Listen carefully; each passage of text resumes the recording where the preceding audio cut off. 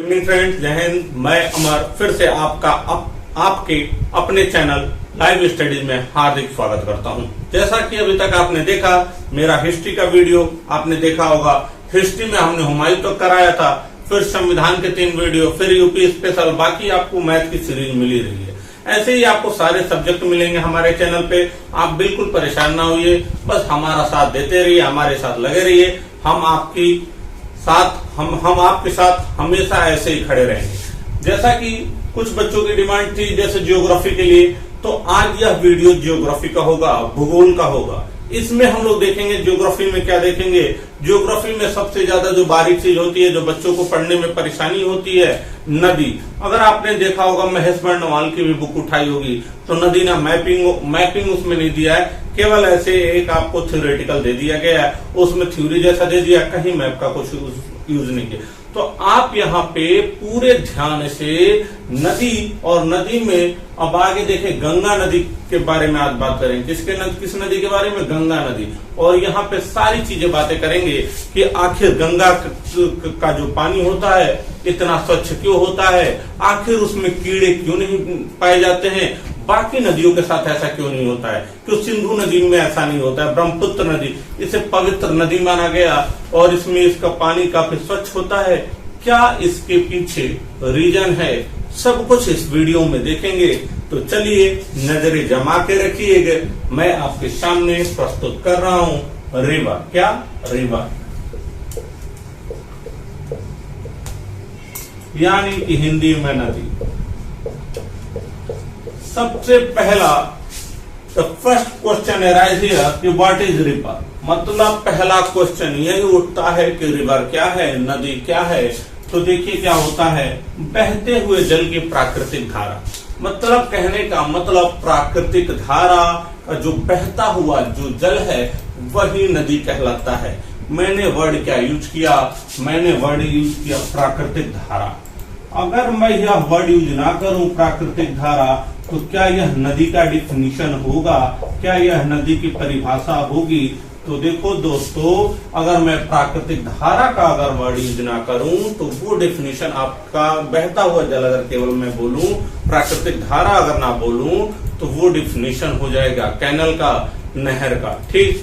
और मैं नहर सबसे पहले नहरों की खुदवाई किस दिल्ली सल्तनत ने, किस राजा ने किया था, ये भी बता दिया, तुगलक वंश में। आप बताना कौन सा, कमेंट बॉक्स में आप बताइए। अब इसमें देखिए प्राकृतिक धारा। अब मैंने क्या बोला? बहते हुए जल की प्राकृतिक, बहते हुए जल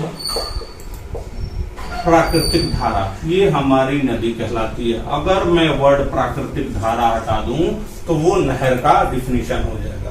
फिर मैं आगे देखता हूं कि रिवर के बारे में आपके दिमाग में और एक क्वेश्चन उठ रहा होगा कि आखिर रिवर का इंपॉर्टेंस क्या है, हमारे जिंदगी में नदी का क्या महत्व है, क्या चीजें हैं। तो देखिए, नदी से सब कुछ है, नदी से खाना है, पीना है, सब कुछ नदी से ही है। कहने का मतलब आप रिवर का जो नदी का पानी हो तो आप पानी पीने में भी प्रयोग किया जा सकता है। खाने की मैंने बात किया तो नदी में मछलियां भी पाई जाती हैं, तो मछलियों का सेवन किया जा सकता है। मैं आपको बिल्कुल लोकल लैंग्वेज में जानबूझकर बता रहा हूँ, किताबी लैंग्वेज का कम यूज करूंगा, क्योंकि आपको बिल्कुल एक आसान भाषा में, सरल भाषा में समझ में आ जाए और पूरी जिंदगी याद रहे, कभी पूरे जीवन भर आपको याद रहेगा ये गंगा रिवर। अभी तो इसमें देखिए, खाने मछलियां, अगर मैंने कहा सिंचाई के लिए, तो जो खाद्यान्न हमारे होते हैं, तो इसका प्रयोग, नदी के पानी का प्रयोग हम लोग सिंचाई में भी करते हैं। ठीक है, सिंचाई में करते हैं। अगर देखा जाए इलेक्ट्रिसिटी जो आपका प्रोड्यूस कराया जाता है, जो हाइड्रो पावर होते हैं, उसमें भी नदी की एक अहम भूमिका होती है। मैंने क्या बोला?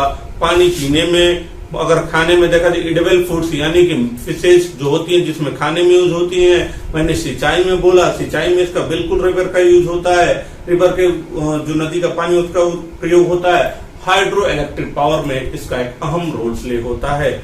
यानी कि आपने रिवर का इंपॉर्टेंस यहाँ पे देख लिया।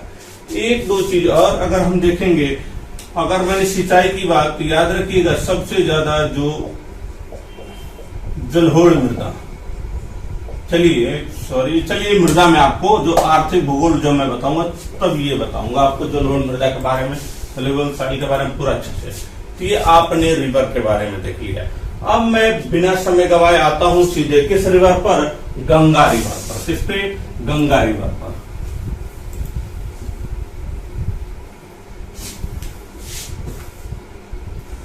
गंगा रिवर,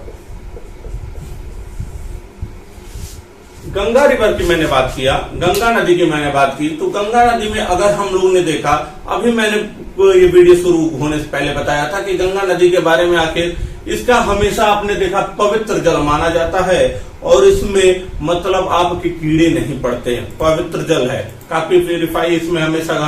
गंगा का महत्व आप धार्मिक स्थलों में भी आप देखा जा सकता है। तो देखो गंगा के रिवर में क्या होता है, गंगा रिवर के जो पानी में होता है, जो जल में होता है, एक वायरस पाया जाता है जिसका नाम है बैक्टीरियोफेज। बैक्टीरियोफेज, क्या नाम है, बैक्टीरियोफेज। ये क्या करता है, ये बैक्टीरिया को किल करता है। किसको किल करता है, बैक्टीरिया को किल करता है। बैक्टीरियोफेज नामक वायरस पाया जाता है जो बैक्टीरिया को किल करता है। इस वजह से इसका पानी पवित्र माना गया है, शुद्ध रहता है। काफी दिनों तक रहने पे भी आपने देखा होगा कि गंगा का जल वैसा ही रहता है। ठीक, अगर आप देखोगे तो इसको राष्ट्रीय नदी भी घोषित किया गया है। किसको, गंगा रिवर को राष्ट्रीय नदी भी घोषित किया गया है। तो आपको बिल्कुल समझ में आया होगा कि बैक्टीरियोफेज नामक एक वायरस पाया जाता है और इसमें जो क्या करता है, जो बैक्टीरिया को किल करता है। किसको किल करता है, बैक्टीरिया को मारता है। इस वजह से इसका जल पवित्र रहता है। इसमें अगर देखा जाए गंगा रिवर में तो सबसे ज्यादा डॉल्फिन पाई जाती है। क्या पाई जाती है, डॉल्फिन। और याद रखिएगा जो प्रदूषण फैल रहा है, जो प्रदूषण फैल रहा है उसकी वजह से क्या होता है, डॉल्फिन की मृत्यु लगातार होती जा रही है। ये थोड़ी सी बेसिक जानकारी थी जो मैंने आपको गंगा रिवर के बारे में दे दिया। अब आते हैं गंगा रिवर। सबसे पहले गंगा रिवर के बारे में बात किया जाए तो आप लोग में से बहुत लोग कंफ्यूज होंगे कि ये गंगा नदी गंगोत्री से निकलती है।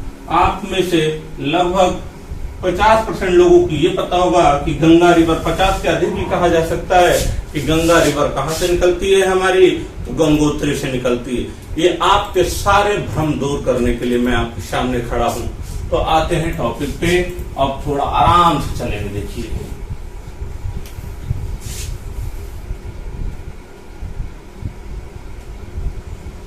उत्तराखंड में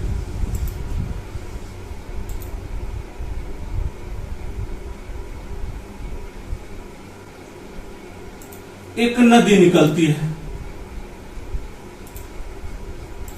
जिसका नाम है भागीरथ।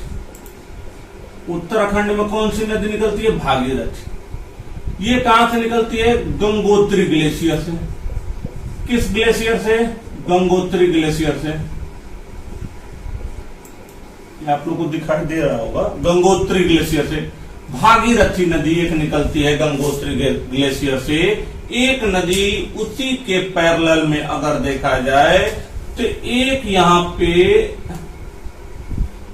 संतोपथ उत्तराखंड में ही ग्लेशियर है। क्या है, संतोपथ।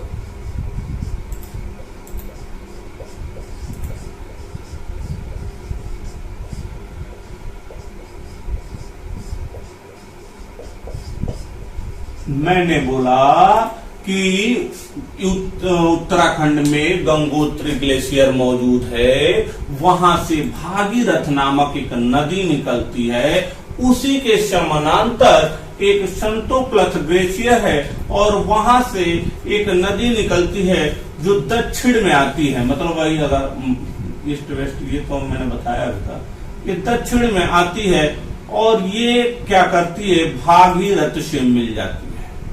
किससे मिल जाती है, भागीरथ से। ये जो संतोपथ से ग्लेशियर से निकलती है, इस नदी का नाम है अलकनंदा। क्या है, अलकनंदा।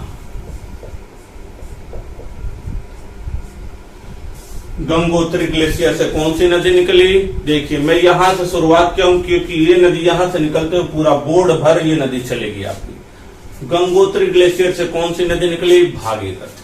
उसके समानांतर कौन सा ग्लेशियर है, संतोपथ ग्लेशियर। वहां से कौन सी नदी निकली, अलकनंदा, और ये भागीरथ और ये अलकनंदा एक स्थान पर मिल जाते हैं। क्या मिल जाते हैं? एक स्थान पर मिल जाते हैं। जब एक स्थान पर ये मिल जाते हैं, इन्हीं जो संयुक्त जो धारा होती है वही गंगा कहलाती है। यानी कि अलकनंदा और भागीरथ की संयुक्त धारा ही गंगा कहलाती है। अब आप कंफ्यूज ना होना, आप कहना कि गंगोत्री से गंगा निकलती है। नहीं बाबू, और गंगोत्री ग्लेशियर से भागीरथ और संतोपथ ग्लेशियर से अलकनंदा, और दोनों नदी आके मिलती है कहां पे? देवप्रयाग। कहां पे? देवप्रयाग।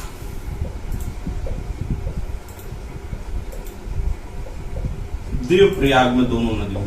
अब इस तरीके से देखा जाए तो यह नदी कौन सी नदी हो गई? गंगा रिवर। मतलब आपके देवप्रयाग में दोनों नदियों का मिलन हो जाता है, और इस तरीके से मिलन के बाद यह नदी गंगा में बदल जाती है। इसी अलकनंदा नदी में कुछ नदियां और आके मिलती हैं। क्या मैंने बोला? इसी में देखिए, प्रयाग क्या होता है? नदियों का मिलन है। अलकनंदा में मैंने प्रयाग बताया, प्रयाग नदियों का मिलन होता है, दो नदियों का मिलन प्रयाग। अब देखो अलकनंदा की अगर देखिएगा तो आप अलकनंदा में कुछ और नदी आके मिलती हैं, और वो भी प्रयाग के नाम से जाने जाते हैं, जो हर एक एग्जाम में आपसे क्वेश्चन पूछे जाते हैं और आप कंफ्यूज हो जाते हैं। लेकिन आज के बाद आपको कंफ्यूज नहीं होना है। देखिए, इधर से एक नदी निकलती है जिस नदी का नाम है धौली गंगा। क्या नाम है?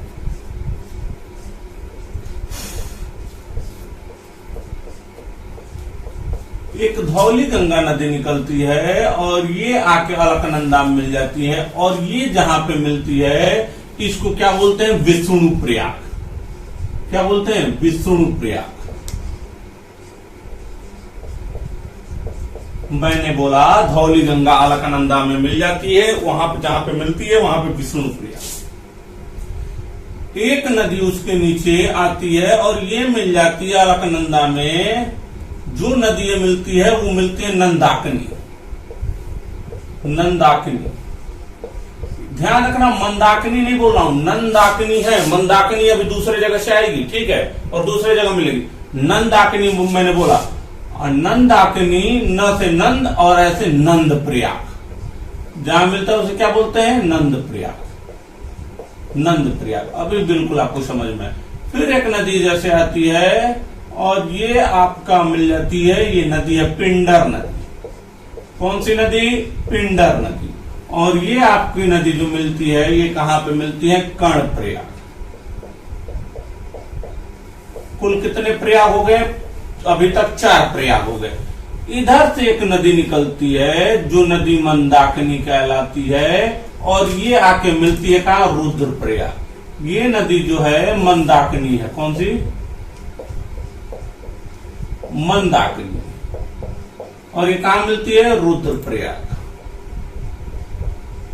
इस तरीके से आपने देखा 5 प्रयाग हो गए कि नहीं। मैंने फिर से सुन लो, मैंने बताया गंगोत्री ग्लेशियर से भागीरथ निकलती है, उसके पैरेलल संतोपथ ग्लेशियर से आप कौन सी निकलती है? अलकनंदा निकलती है। दोनों की संयुक्त धारा देवप्रयाग में मिलकर गंगा कहलाती है। अलकनंदा में मैंने बताया धौली गंगा आती है, और विष्णु, याद रखिएगा विष्णु जी सबसे श्रेष्ठ है, तो सबसे पहले विष्णु प्रयाग आ गया। तो धौली गंगा मिलती है कहां पे? विष्णु प्रयाग कहलाता है। अब देखिए नंदाकिनी, नंदाकिनी से नंद याद रखिएगा, नंद प्रयाग में। फिर देखो पिंडर, वो कहा? कर्ण प्रयाग में। फिर मंदाकिनी रुद्र प्रयाग में। इस तरीके से आपके ये 5 प्रयाग हो गए। इन्हें 5 प्रयाग का क्षेत्र भी कहा जाता है। तो याद रखिएगा नंदाकिनी और मंदाकिनी में कंफ्यूजन ना होइएगा। मंदाकिनी रुद्र प्रयाग और नंदाकिनी नाम से पकड़िए नंद प्रयाग। इस तरीके से आपने देखा, यहां तक आपका कोई कंफ्यूजन नहीं होना चाहिए। अब यह गंगा नदी हरिद्वार के ऋषिकेश से मैदानी भागों में प्रवेश करती है। कहां से? मैंने वो बताया, हरिद्वार के ऋषिकेश से मैदानी भागों में प्रवेश करती है। अब गढ़मुक्तेश्वर से फिर आगे बढ़ती है तो उत्तर प्रदेश में प्रवेश कर जाती है। ये नदी ऐसे जाते जाते जाते जाते आगे बढ़ते उत्तर प्रदेश में प्रवेश कर देती है। इधर से एक नदी आती है, उस नदी का नाम है रामगंगा। कौन सी नदी है? रामगंगा। और याद रखना, रामगंगा इसकी पहली सहायक नदी है। क्या है? पहली सहायक नदी है। इस तरीके से हमने देखा रामगंगा यहां से ऐसे थोड़ा सा घूमते हुए ऐसे आएगी नदी, और ये क्या करेगी, ये नदी आपको गंगा में मिल जाएगी। और किस जगह पे मिलेगी? यह नदी मिलेगी आपको कन्नौज में। डिम्पल भाभी वाला क्षेत्र याद रखना, कहां? कन्नौज में। मतलब गंगा, रामगंगा उत्तराखंड से आती है और यह गंगा की सबसे पहली सहायक नदी है। और किधर से? बाएं से। देखिए ये वाला क्षेत्र बाएं और ये वाला क्षेत्र दाएं, क्योंकि गंगा इधर से। अब मैं इसमें घुस तो जाऊंगा नहीं बोर्ड में, नहीं तो घुस के बता देता उल्टा लटक के। ये इधर मतलब आपका इधर लेफ्ट हो गया, इधर राइट हो गया। तो बाएं से क्रम पूछा जाता है, किस दाएं से आके मिलती है कि बाएं से आके मिलती है? तो बाएं से रामगंगा निकलती है और यह कन्नौज में आके गंगा से मिलती है, जो गंगा की पहली सहायक है। गंगा की पहली सहायक नदी कौन सी? रामगंगा, गंगा की पहली सहायक।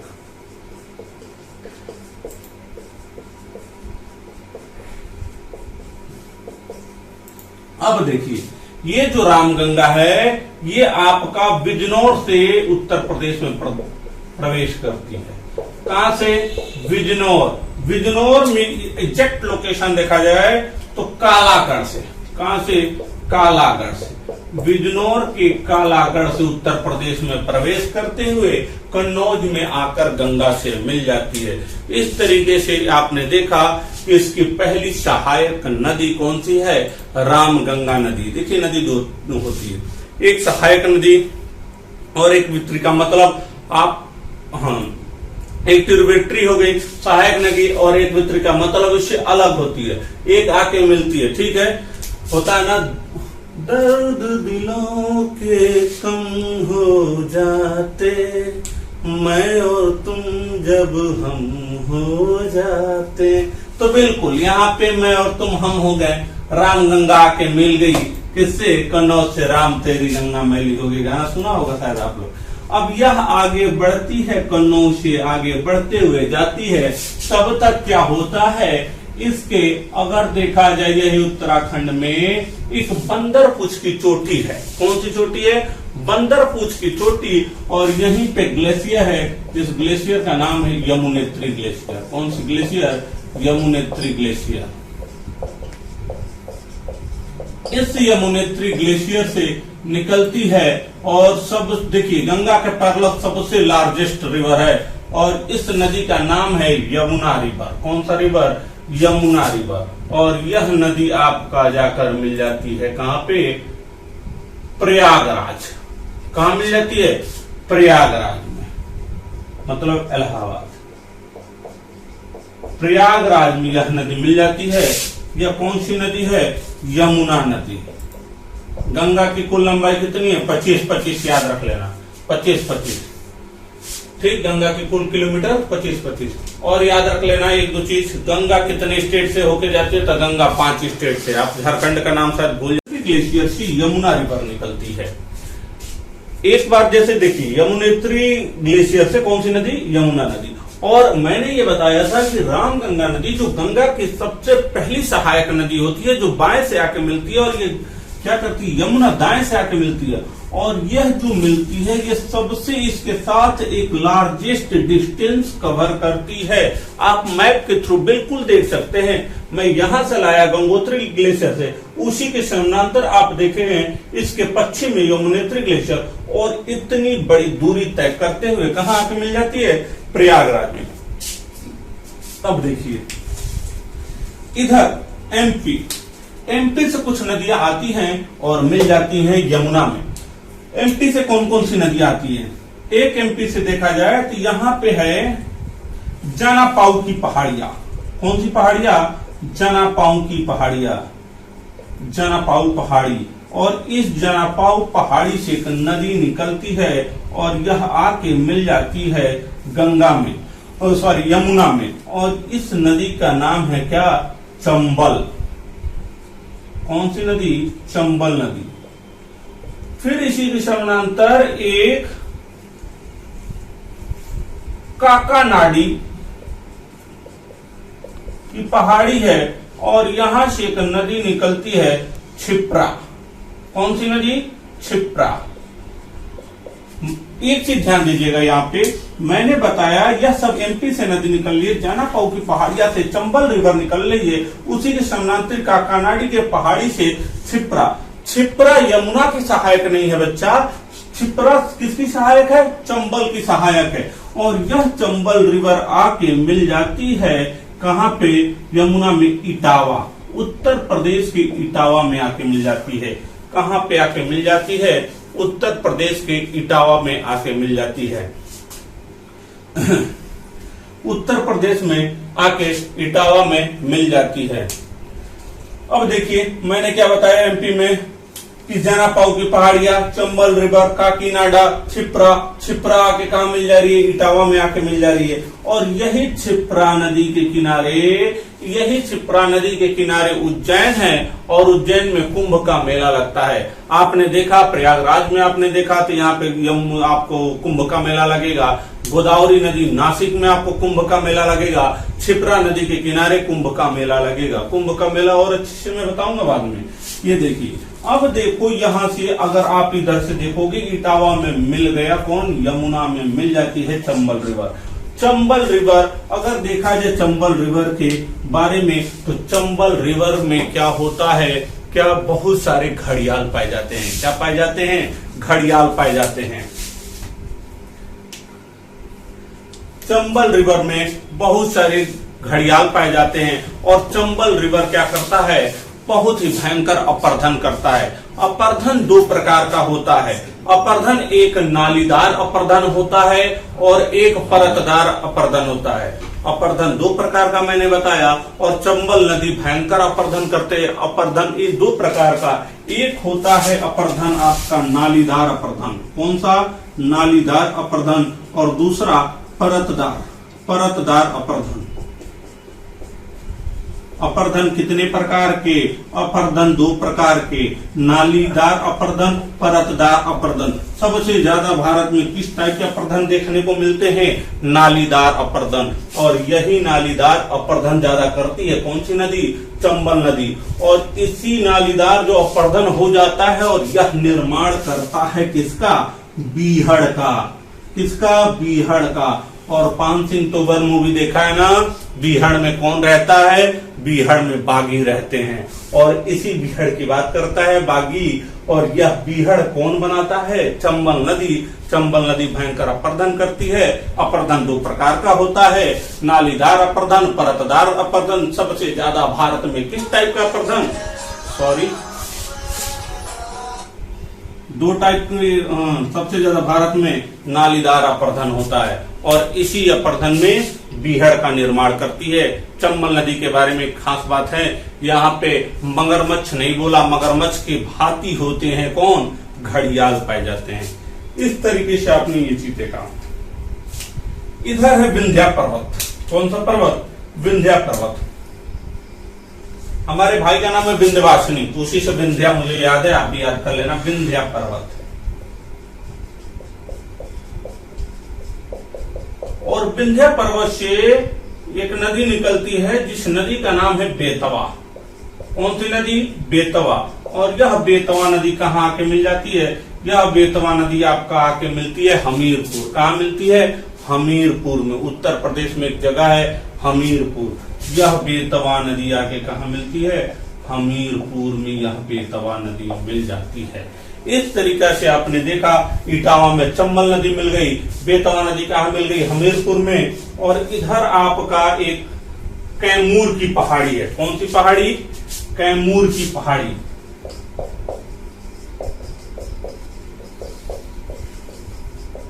कैमूर की पहाड़ी। इस कैमूर की पहाड़ी से एक नदी निकलती है जिस नदी का नाम है केन। कौन सी नदी? केन नदी। और यह केन नदी कहाँ आके मिलती है? बांधा में। कहाँ पे? बांधा में। कहाँ पे? बांधा में। और इस तरीके से ये सब सहायक नदियों के साथ, इन सब नदियों के साथ कहाँ पे आके मिल जाती है? प्रयागराज में यमुना आके मिल जाती है। फिर से एक बार रिकॉल कीजिएगा, मैंने बताया गंगा नदी कोई ये नहीं कह सकते हैं आप गंगोत्री से निकलती है।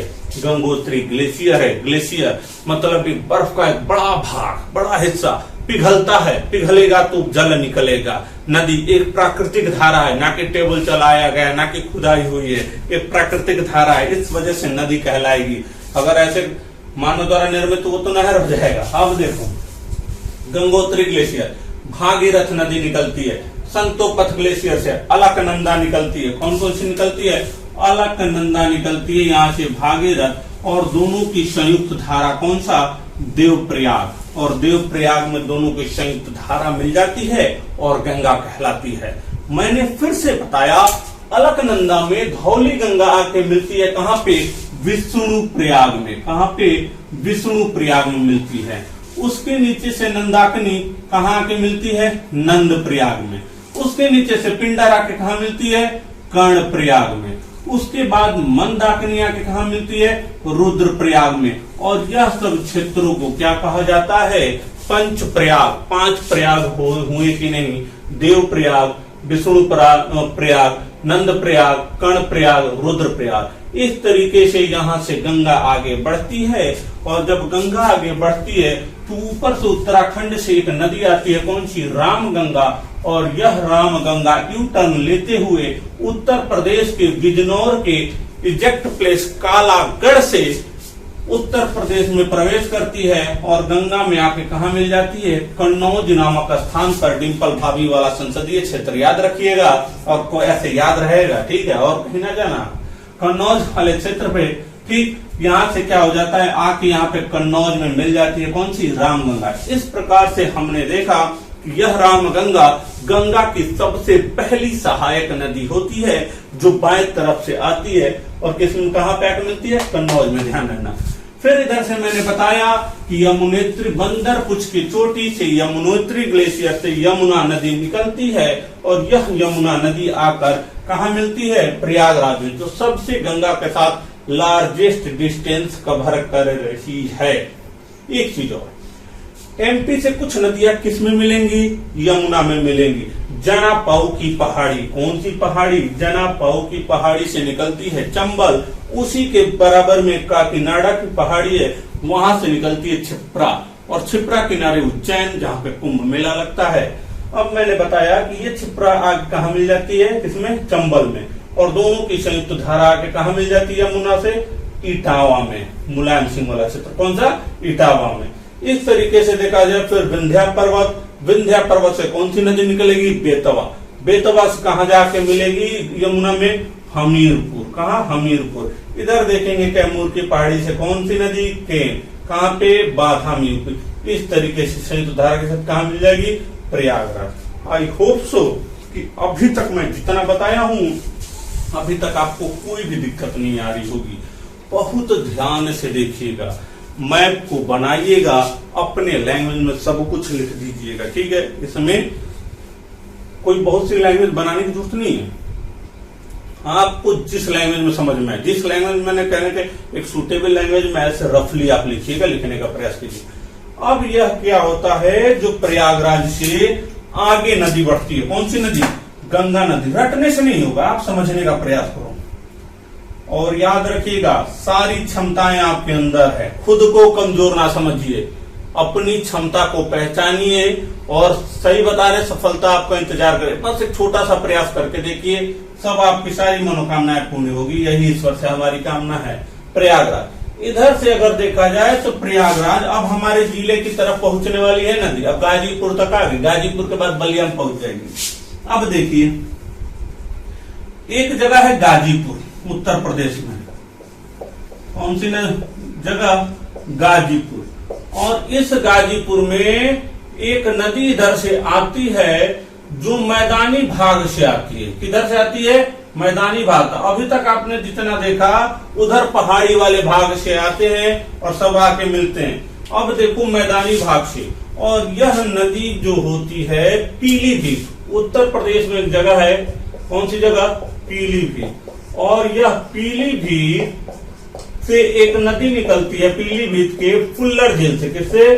पीलीभीत के फुल्लर झील से एक नदी निकलती है जिस नदी का नाम है गोमती। कौन सी नदी? गोमती। और इसी गोमती के किनारे लखनऊ है। क्या है? लखनऊ।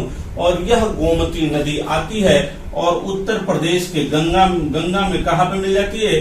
गाजीपुर में। तो मैंने बताया इससे पहली कौन सी नदी है जो मैदानी भाग से निकलती है और आके गंगा में मिलती है?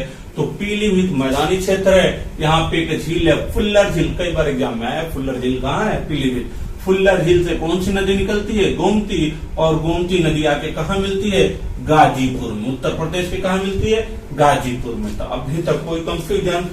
आई होप सो कि आपको बिल्कुल समझ में आ रहा होगा। ध्यान से देखिएगा, पूरा मैप पेपर ध्यान से देख लीजिए,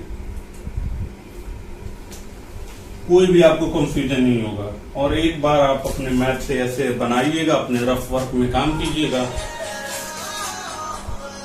रफ वर्क में काम कीजिएगा और अच्छे से इस पर ध्यान दीजिएगा। एक सेकंड की सर।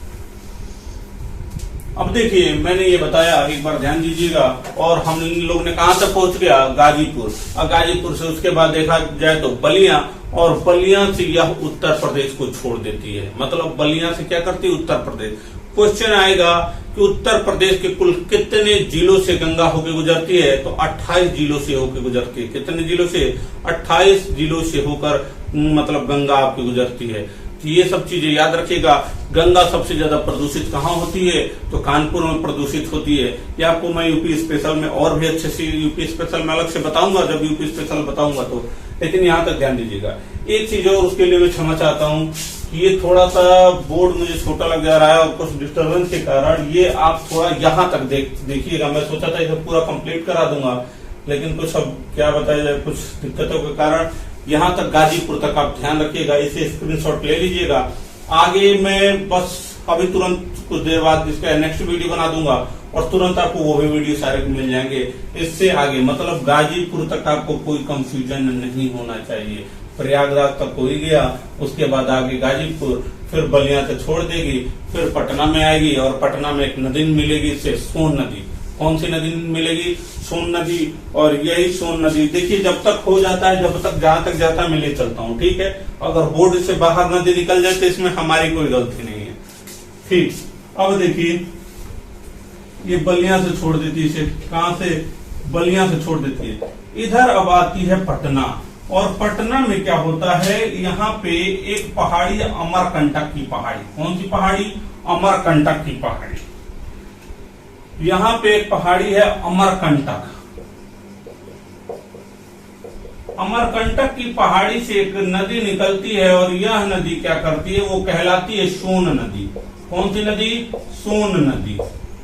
एक नदी निकलती है सोन नदी। एक चीज और, अगर आप देखा जाए तो छपरा भी इसके बाद पड़ेगा। बलिया के बाद छपरा में भी एक नदी आपको मिलेगा। अमरकंटक से निकलती है। और याद रखिएगा अमरकंटक से एक और नदी निकलती है जो दक्षिण की तरफ चली जाती है, इधर चली जाती है। कौन सी नदी है? नर्मदा नदी। ये क्वेश्चन पूछा गया कि ऐसी किस पहाड़ी से दो नदियां निकलती हैं और दो नदियों में एक जाके गंगा से मिल जाती है और एक दूसरे दिशा में चली जाती है। अमरकंटक से सोन गंगा में मिल जाती है, जो गंगा में कहा मिलेगी? पटना में। और नर्मदा आपका इधर चली जाएगी। इस तरीके से अभी तक आप लोगों ने इतना देखा और आप इसे पूरे माइंड में रख लो। तुरंत मैं अभी इसके दूसरा वीडियो बनाता हूँ, थोड़ा सा बहुत छोटा पड़ जा रहा है मुझे, फिर से मैं आपको पूरा डिटेल में, पूरा तो इतना नहीं लेकिन मैं आपको फिर सोने से आगे ले चलूंगा, ठीक है। थोड़ा सा और है, आधे में हो जाएगा, बिल्कुल वो 5 से 10 मिनट में हो जाएगा। उसके लिए मैं क्षमा चाहता हूँ। अगर यह वीडियो आपको अच्छा लगे तो बाकी के आगे 3 वर्ड आप होशियार हैं। तब तक के लिए नमस्कार, जय हिंद।